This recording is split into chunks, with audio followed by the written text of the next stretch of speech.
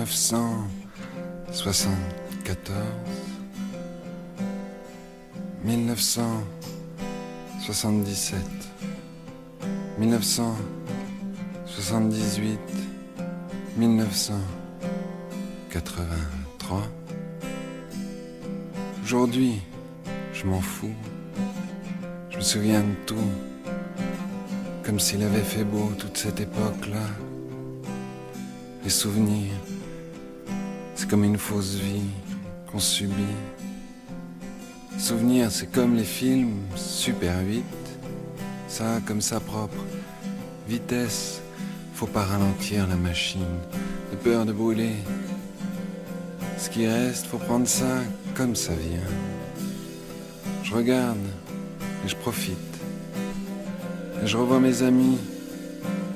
Et je me revois là, à ce coin. Et c'est fou ce que je suis petit. Et c'est fou ce que je rigole. C'est fou ce que je rigole. Pour n'importe quoi, ma mère descend l'allée, m'appelle et moi je souris quand elle me voit. Elle me dit peut-être qu'elle aime pas trop mes amis. Mais c'est pas grave, plus tard on ira quand même ensemble mettre des pétards mammouths dans les poubelles, marcher dans les roses rouges du concierge, faire du skateboard dans la descente jusqu'au virage. Je suis surpris de pas être mort au moins une fois. 1982, j'étais si amoureux, j'étais si content d'être malheureux.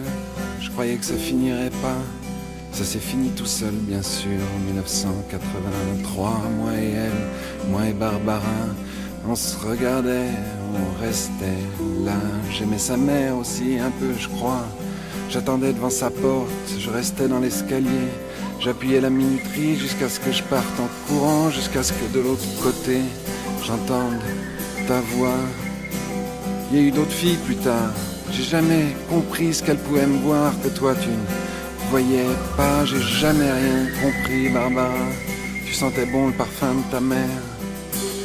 Je t'avais acheté des fleurs pour ton anniversaire. Ma mère disait que c'était des fleurs pour les cimetières. Et je te revois plus tard, sur le chemin de l'école, sur le trottoir d'en face, la patinoire. Je te faisais signe, je te filais mes devoirs. Je te regardais les mains, les cheveux. J'aurais voulu toucher ton bras et ton cou et l'endroit où il n'y avait rien sur ta poitrine. J'y pensais la nuit, j'y pensais le jour. Je pensais plus jamais rien qu'à ça. Tout le monde disait que je t'aimais, tout le monde savait que je t'aimais. Je prenais l'air malheureux pour te faire honte. Et on se défend comme on peut, tu sais, je fais toujours comme ça. Et je revois la famille d'à côté qui étaient nos pauvres. Ça rassure dans un monde compliqué, il y a toujours plus pauvre que soi. À qui ma mère a donné ma collection de pif et encore nos vieux vêtements, nos jouets. Qu'avait un chien plus grand que je croyais que c'était possible, qui dormait dans leur baignoire. Leur père faisait du cyclisme, un peu d'alcoolisme aussi je crois. Sylvie, leur fille qui était bizarre, on disait qu'elle était en retard. Ma mère disait qu'ils n'avaient pas eu de chance. Je disais qu'ils sentaient pas bon. Ma mère disait qu'elle avait honte que je puisse dire une chose comme ça. Ils habitaient face aux hippies. Entre eux ils s'aimaient pas. Les hippies étaient jeunes et beaux. À ce qui me semblait c'était plus propre chez eux et puis plus chiant aussi un peu. Ma mère essayait de les aimer. Elle avait besoin d'amis, elle disait qu'ils étaient sympas. Sympas, ils avaient des tentures aux murs indiennes, des tapis incas. Ils écoutaient de la musique étrange, buvaient du thé, revenaient de voyage, étaient bronzés. C'était une autre vie que nous. Ma mère essayait bien d'être à l'aise, mais il me semble bien, ça marchait pas. Et je me revois avec mon père, distribuer les dimanches de porte en porte, l'humanité. Et je revois les voisins plus riches, des collègues à maman qui vivaient dans les petits pavillons plus chics. La lutte des classes, c'est un jardin, une table de ping-pong, une chambre pour chacun, une cheminée dans le grand salon, une voiture neuve, un frigo plein, des vacances, été, hiver, des chouettes habits, c'est propre et ça sent l'air. Et je revois le crépi dans notre appart et mon père qui partait au cours du soir. Il garnica dans l'entrée, il y avait sur les murs peut-être un dessin de Folon. plus un noir, une poupée qu'avaient ramené mes grands-parents pour leur retraite d'un voyage. À l'étranger, il y avait l'affiche d'une ronde de petits Chinois, Buster Keaton qui souriait jamais. Tous les jours, je le regardais, je le fixais, peut-être c'est lui qui savait. Je voulais comprendre pourquoi. Et je revois la télé, noir et blanc, et moi assis en tailleur, et la chambre et le Christ au-dessus du lit de ma petite sœur, qui était toute une histoire dans la famille que je comprenais pas. Et tout ça se mélange, et la tristesse de maman, et le bruit des gens qui jouaient aux boules dehors les soirs d'été, quand on se couchait avant le soleil rouge qu'on devinait à travers le rideau, avec mon frère depuis les nuits superposées.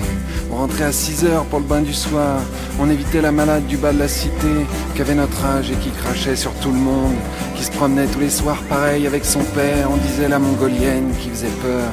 Et puis, de la peine, à l'époque, j'ai dû tout pleurer. Je pleurais pour rien, pour la voiture qu'on changeait, pour un nouveau papier peint. Et puis je restais des heures dans la cage d'escalier, à remonter les étages dans le vide, de l'autre côté de la rambarde, avec toujours la peur et l'envie que quelqu'un vienne et me surprenne en train de tomber. J'avais deux meilleurs amis. À l'époque, j'aurais pas choisi. L'un, sa famille était moins drôle. Son père était harki, que j'ai jamais vu en dehors de chez lui. Sa mère me paraissait immense, pas très facile. Et puis son frère avait la plus grande collection de comics que j'ai jamais vue de ma vie. Que des Marvel et des Strange qu'on lisait dans sa chambre quand s'échangeait moi et lui. Après le soir, au fond de mon lit, je regardais le plafond. Je testais mes pouvoirs, j'avais un laser si je me concentrais qui me sortait par les yeux. Je pouvais tuer des gens, j'étais un dieu et je m'endormais comme ça, content, j'étais heureux. J'écoutais le son des peupliers dans le vent, j'écoutais la respiration de mon frère, j'écoutais le bruit des amants de ma mère. Elle attendait toujours un peu mon père, je savais moi aussi qu'il allait rentrer un jour sûrement, que ça pouvait pas être autrement. Le matin à l'école, on me racontait toujours des films incroyables avec un mec, à un moment la fille lui fait tout, ah oui tout, mais quoi?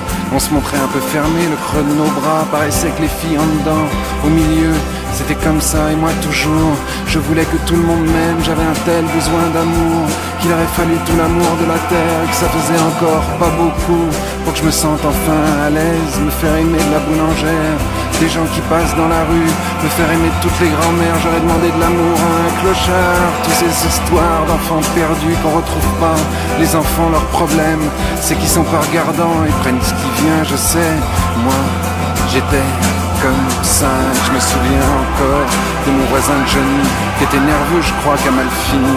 J'ai revu plus tard que j'étais vendeur, il m'a pas reconnu, je l'ai laissé prendre un 12 dans le magasin, tout ce qu'il a pu, il a pas compris. Il a cru qu'il était plus malin, moi je me souvenais de lui qui était chef de bande. À le voir, j'avais de la peine, plus tard, à ce qu'on m'a dit, qu'il prenait des trucs graves dans les mêmes cages d'escalier où on mangeait nos chocos BN, où on se tenait contre le chauffage les jours d'hiver, où il neigeait, où il y avait une bataille de neige géante dans tout le quartier, on se partageait les gants, on attaquait en rang serré. Fallait prendre tout le côté droit des immeubles bis de la cité. Johnny c'était notre chef, on se s'est fait prendre pour lui, on avait la fidélité. On mettait des cailloux, des calots, des billes dans la neige au milieu des boules, tout ce qu'on pouvait trouver. Je me rappelle quand j'ai vu mon caillou ouvrir la tête d'un mec d'en face, et je revoyais le sang du mec, j'en revenais pas. Je croyais qu'on allait venir me chercher, j'attendais la police la nuit, j'attendais tous les pas venir dans l'escalier. Je me souviens, la dernière nuit, avant qu'on parte, j'ai senti le monde disparaître au-dedans de moi. Je regardais les valises déjà faites, j'ai commencé tôt la nostalgie, j'étais déjà tellement doué pour ça tout petit.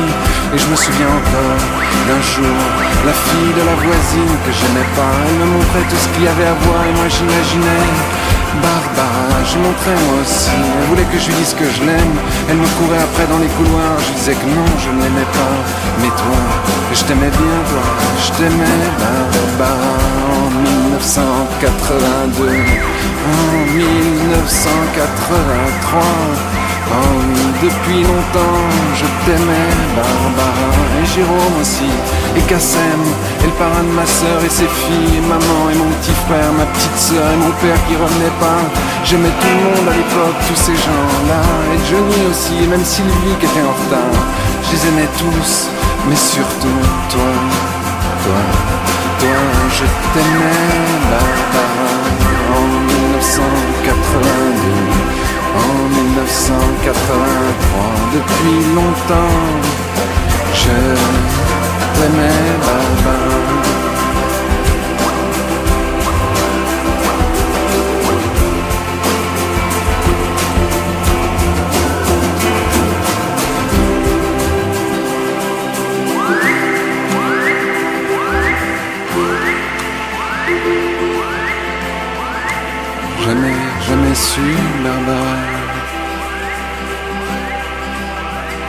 Si tu m'aimais, Barbara.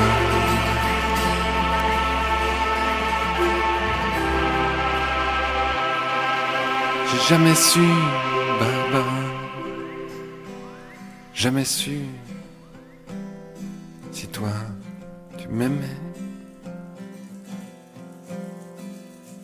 Barbara. En 1982, en 1983, j'ai jamais su.